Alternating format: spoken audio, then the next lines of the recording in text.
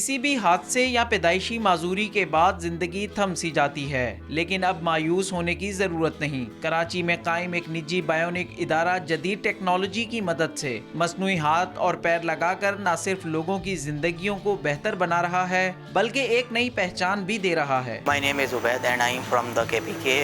ایک سال پہلے مجھے حادثاتی طور پر 11,000 وولٹیج کی تاروں سے کرنٹ لگا تھا، جس حادثے میں میرے دونوں ہاتھوں کی امپوٹیشن ہو گئی تھی۔ اس سے پہلے کبھی سوچا ہی نہیں تھا کہ میرے ساتھ اس طرح کا کچھ ہوگا یا مجھے بنا ہاتھوں کے زندگی سروائیو کرنی پڑے گی۔